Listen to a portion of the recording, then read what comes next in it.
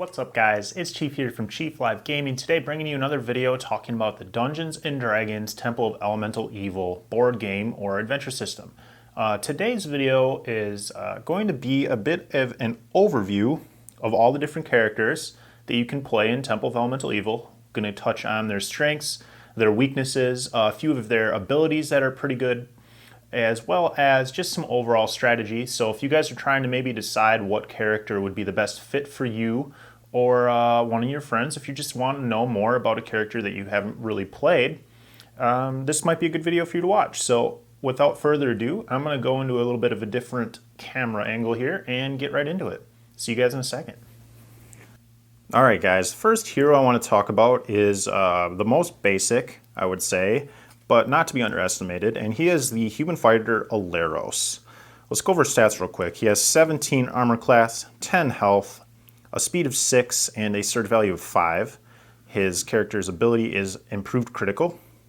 You roll a critical hit on a roll of 18 or higher. So very nice, solid, consistent character. Really good to be in your front lines and can just take a lot of punishment. Very good for a beginning player because it's pretty, I don't know what term I want to use. Very easy to make mistakes. He's very forgiving. That's the term I want to use. So maybe good for a beginner or a younger player to play. So a few interesting combinations in his abilities. One of the major ones I want to talk about starts with the utility power Daring Shout. So it says here, choose up to 3 monsters within one tile of your hero and place them adjacent to your hero. So it's like a taunt. This is a one-time use, so you have to flip it over after you do this, but it can be very, very useful for saving your group from a bad situation. So you pull a mass of 3 monsters and pull them adjacent to you. So that sounds a little dangerous, but it begins to make more sense when you look at one of his second abilities, a daily power called Sweeping Attack. This daily power says attack each adjacent monster, and one hero on your hero's tile gains advantage. So you could even give that to yourself before you make these attacks. So it does 2 damage, and a miss even does 1. And it's got a very nice modifier of +8. So this combo with these 2 cards, very, very powerful. Very powerful. So you can pull everything in and go ahead and just, you know, a lot of monsters have 1 health, and you're guaranteed that 1 damage. So you're going to take out some monsters, possibly do 2 damage to multiple monsters. Very, very powerful combination that you can use once per game. So keep that in mind. Also interesting to note is another utility power called Protector. This is again a one-time use. Switch locations with one other hero within one tile. So you can take 2 utility powers, so you could take both of these if you wanted and maybe use them in conjunction with each other to really keep Aleros mobile and do some really fancy kind of stuff with him. So remember, you're critting on a roll of 18 or higher, which gives you +1 damage. So this can really be a very nice ability to use. As far as the tokens I like to use with Aleros, really you can't make a bad decision here. You can't make a bad decision. You're looking at the regaining 2 health, the re-rolling, the recharging, or the +1 damage.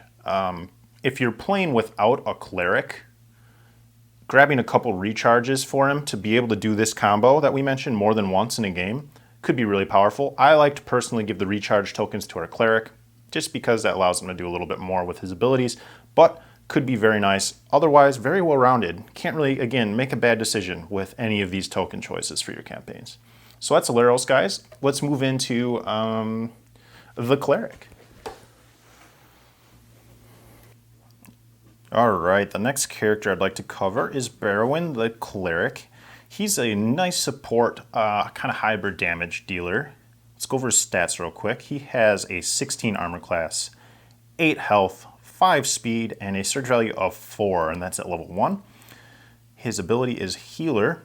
When you use a daily or utility power, one hero on your tile regains 1 health. So very, very nice for kind of a support role. You know, he fills the cleric role, the classic kind of cleric, very, very well.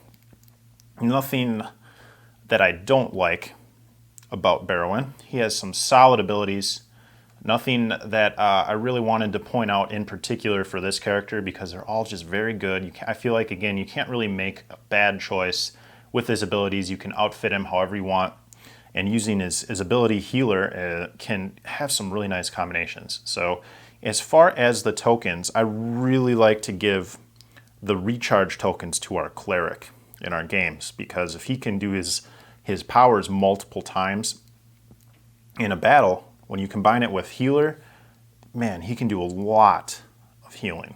So that is a really powerful thing, and that's what I would recommend. So let's move on to our damage dealers now, starting with the rogue.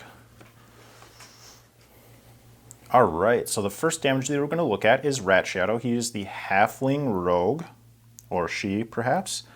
As far as the stat lines go, Rat Shadow has an AC of 14, HP of 8, 5 speed, and a surge value of 4. The ability is Cunning Action. You may take a second non-attack action during your hero phase. So very, very powerful ability with a lot of interesting combinations possible. So Rat Shadow is your melee king.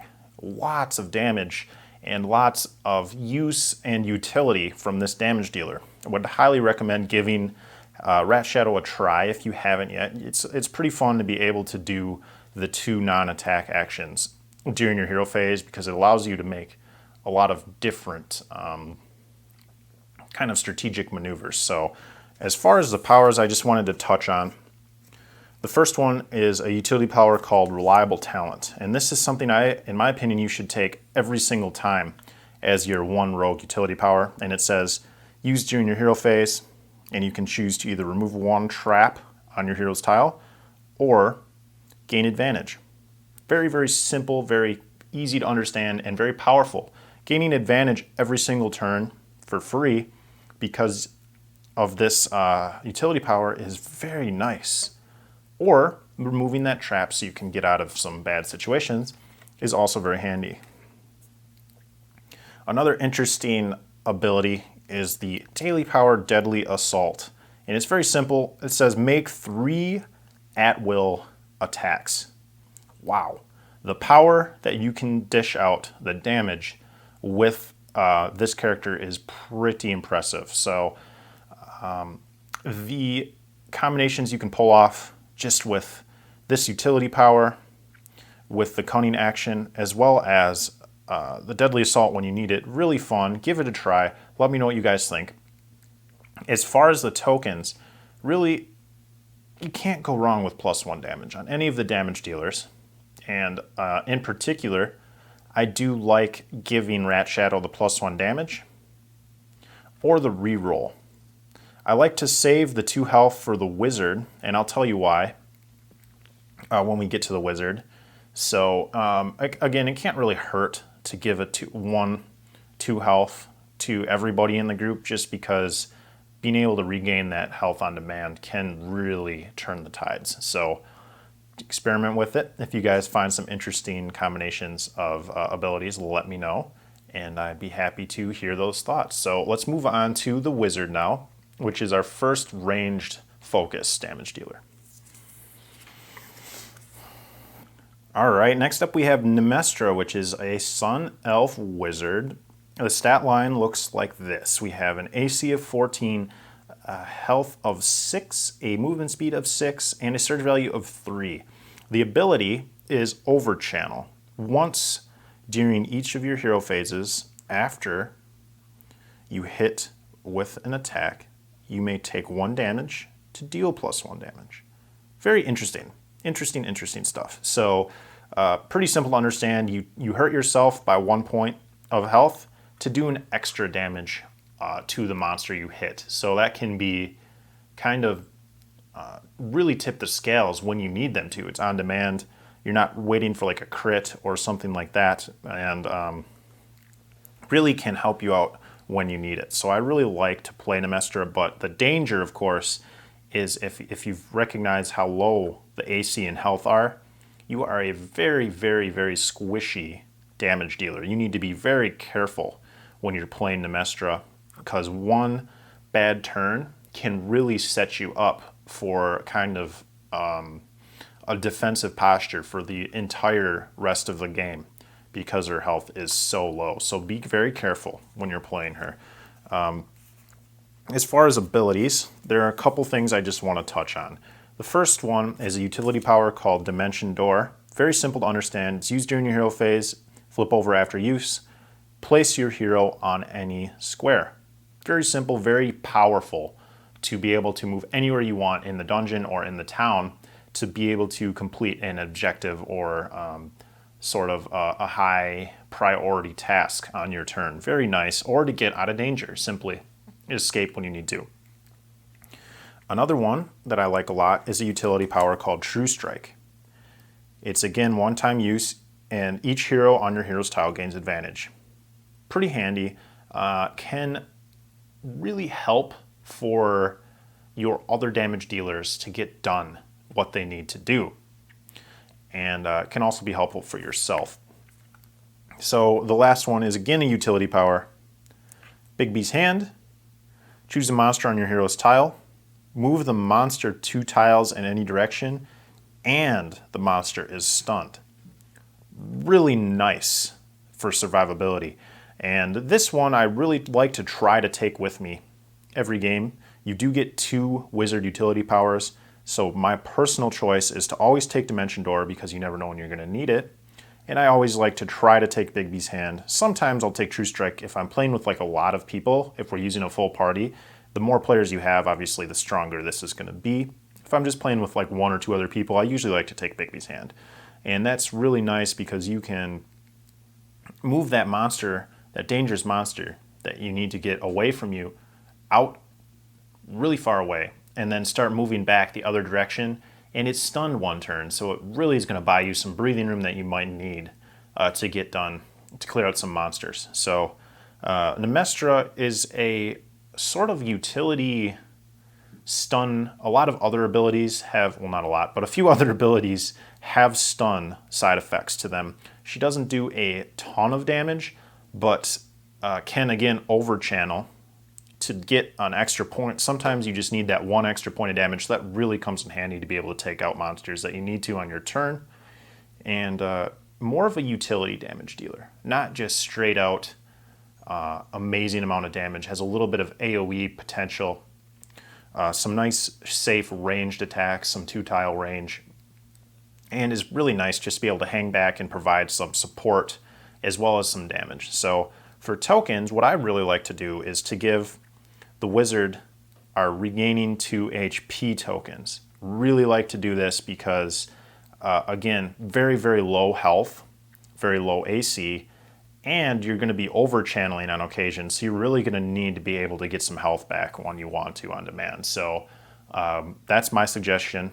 You could, of course, also take maybe a damage or 2 to be able to use over channel and this +1 damage on the same action to really gain some punch to your abilities when you need them. All right, let's take a look at the last character, the Ranger, and see what he's all about.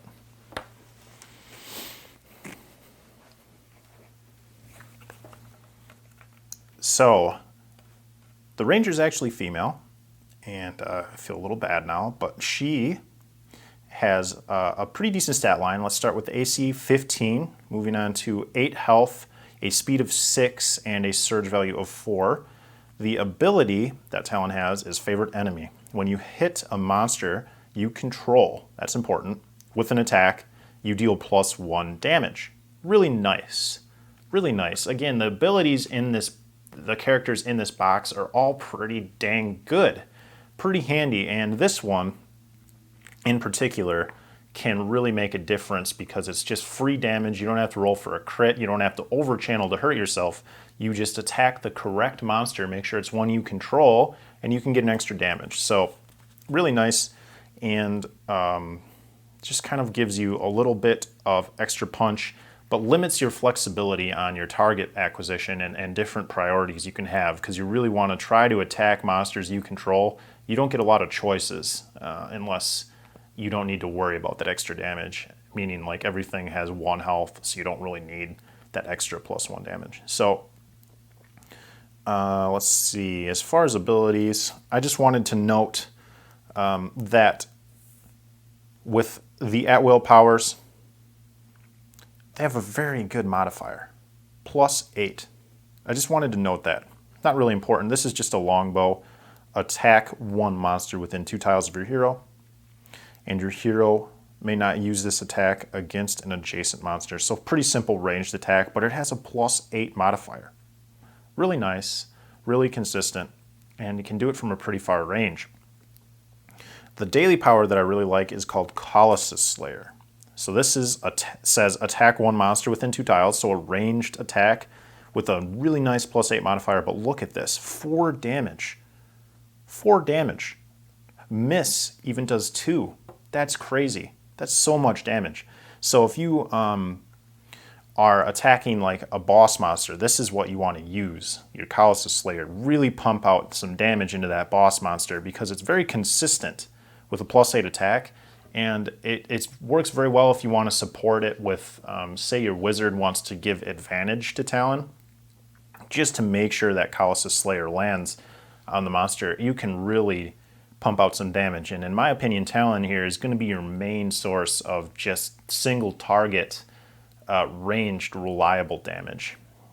So Talon, very nice for a beginning damage dealer.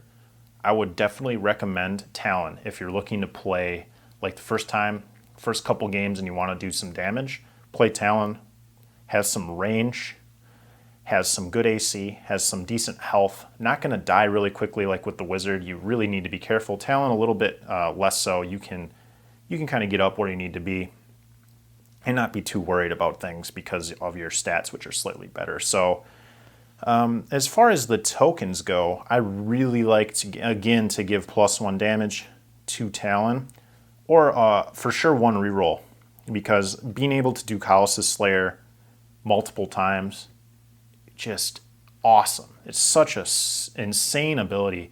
Very, very nice single target damage, and you're going to need that when you get overwhelmed to take out those high priority monsters. So being able to stack up these +1 damage. Oh, I pointed at reroll, but I meant recharge for anybody that's not paying attention. I probably did that in the other character videos too, but that's okay. You guys know what I mean, right? So with the +1 damage, think about that. You get some Colossus Slayer going on. So you have like 3 of these lined up. You flip over 2 or 3 of them, and you're doing a potential of, a ton of damage to a boss monster in 1 turn. And if it's favored enemy, well, that's just another bonus. So really nice potential. Not a lot of utility, but if you look at some of the utility powers that Talon has, there are some useful ones. I think the one is Goodberry that gives you a little bit of healing. A couple other utility powers that are a little bit more interesting, but again, just a nice consistent damage dealer from range, or you can even get into a little bit of a closer melee and do some more damage that way. So that's the last character in the box. I'm going to do a little bit of a summary for you guys and just briefly touch on every single character, and that'll be it. So, all right, guys, so that concludes the summary of the different characters available to you in the Temple of Elemental Evil box. So I hope you've learned a few things, picked up a few tips, and have that to go forward into your next few games. Thanks for watching. I really appreciate all of you guys supporting me, giving me feedback, comments, subscribe, stuff like that. Really appreciate it, guys. I do really enjoy doing stuff like this, so to see positive feedback, or any feedback really, it's just awesome for me. So thanks a lot. Do me a favor, if you like this video, share it with a couple friends that might enjoy it also. Help spread the word a little bit. And consider taking a look at subscribing to the channel, checking out my Patreon page if you would like to support me directly. That's a way that you can do that. So just for a real quick summary, we have our 3 damage dealers here in the middle. If you're looking to start off with a damage dealer, I would recommend Talon. Definitely some potential with Nuh Mestra and Rat Shadow, but a little bit more difficult and require a little bit more finesse to pull off those characters. Talon just very, very reliable, very strong, and very safe damage dealer to play. Oleros, your standard fighter, not much to note. Some powerful combinations with the abilities that we mentioned earlier. Just a nice, consistent, strong, tanky character to play. Can't go wrong having Oleros in your team. Same thing kind of over here with Barrowin the Cleric. very powerful support character. Abilities, you know, can do some damage, but really he's there to support your team, and he does a really good job of doing that. So if you're looking for something that's kind of a hybrid with a little bit of damage, but more on like a support role, you're definitely going to want to check out the Cleric. All right, guys, that concludes the video. Thanks a lot for watching. I hope you enjoyed it, and I will see you in the next video. All right, guys, have a great day. Bye now.